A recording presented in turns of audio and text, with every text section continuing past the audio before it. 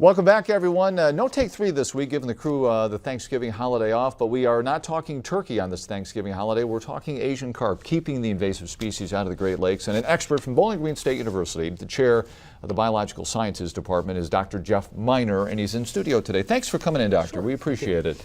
It's a serious problem, or it could be a serious problem, right, for our region. Well, I think we keep hearing about it. What we have been able to show is that one of the four new invasive species of Asian carp can reproduce we found in Sandusky Bay. Right. We're actually doing current studies of a couple fish that were found in the Maumee area. The watershed, as we've come to. The entire watershed, the Western Basin. Okay. And so we're looking to see, we found that there are fertile individuals that are able to reproduce in the Sandusky Bay area, which suggests that the other three species might be able to survive. They have similar life histories, they need the similar characteristics in big river systems, and so there's the potential now where we thought it was rather limited. Now we see that there's a greater potential for them to reproduce. Are those three other species the more invasive species? Those are the ones you see when you do a YouTube search and you see them jumping, and those are the other two species. Let's take a look at that video. Yeah, we tend to. Yes. We see this when we run stories on this. Sure. Sure. Exactly. How serious, if we see that scenario, Dr. Miner, in the Western Basin of Lake Erie and Lake Erie in general? Well, it could be very serious. All the Great Lakes. We have a great set of fisheries here: the walleye, the yellow perch, and other species. $7 billion fishing industry in the Great Lakes. Exactly, exactly. But the most productive of all of the Great Lakes is Lake Erie, and our end of Lake Erie is also the most productive.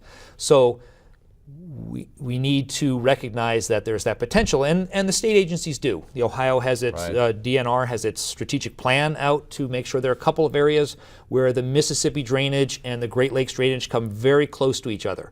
And so it's in those areas, if you have a very high water year, that they might be able to bridge that and go from one to the other. So they're working on ways to block that. We've heard so much about this barrier in Chicago, the electric barrier. Yeah, what's your feeling on that? Is it enough? Is it doing enough?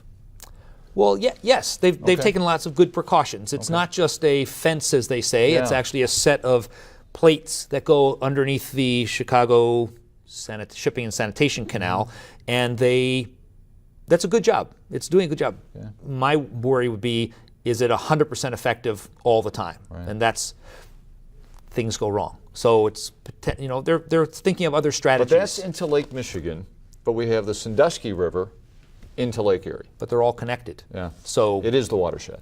Yes. So getting into one means that if they prosper in the lower Lake Michigan, well, then maybe there'll be individuals who can either make it around, or there are other strategies where these fish can get in. In doing research, let's take a look at the map that you have, that you brought, and we appreciate you bringing the props for us. You can put this up. Dr. Miner's going to put this up on one of our cameras. We're going to close in on it. If you can, Doctor, I can put my finger right here. Yep. We're right here. Yep, that's the Western Basin of Lake Erie. Maumee Bay. A little bit to your left would have been Maumee Bay. Okay. Right? Yeah, I got to make sure my finger is correct there. Right. Yep, but certainly the most shallow. Yes, definitely the most shallow, the warmest, the most productive. And what about the fish? Let's go to the fish. The next slide, if you will. Yeah, sure. This is the grass carp, which is the one that survived that we found is reproducing in Sandusky Bay, and we're checking to see if some individuals that we collected with the USGS and the Fish and Wildlife Service to see if they are reproductive or fertile individuals also. Because this species, which eats weeds mostly, people want them in their ponds to keep the weeds down. And so there's a commercial enterprise for stocking these individuals into local ponds, but they have been treated so that they're infertile. And sterilization process. Okay. And so we have found that there are some individuals who are reproducing in there. So somehow some fertile individuals got in. And because they were successful at reproducing, it likely means that the other species, the ones that are probably more problematic, the ones you see jumping in the pictures by the name here, of, this is the grass carp, but the more problematic are? The silver carp and the blackhead carp are the two that you see jumping. Is there any evidence of those? No. No, that's not really true. We have something called eDNA. We don't, but other researchers do. And so that's environmental DNA. So you go out and you grab a sample of water, and they have very sophisticated techniques to say, is there DNA from those species in those water systems? And they have found it in the Sandusky Bay area, in the Maumee Bay area, but they haven't found individuals yet.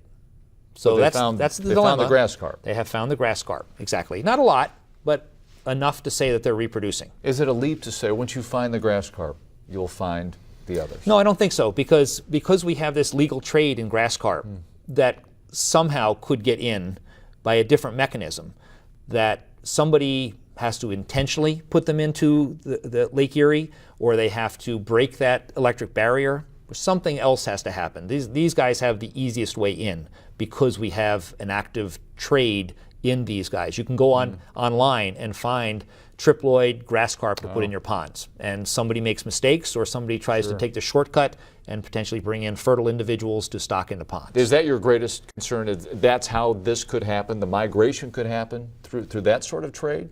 No, because only the grass carp can be traded that way. The others are not used for that purpose. So it would have to be, well, as an example, these other carp can be traded, sold up in Toronto. So people can ship them from the Mississippi drainage up to Toronto. They have to be dead when they cross the border. But the best way to get a fresh fish to Toronto is to keep them alive as long as possible. So there's things that can happen.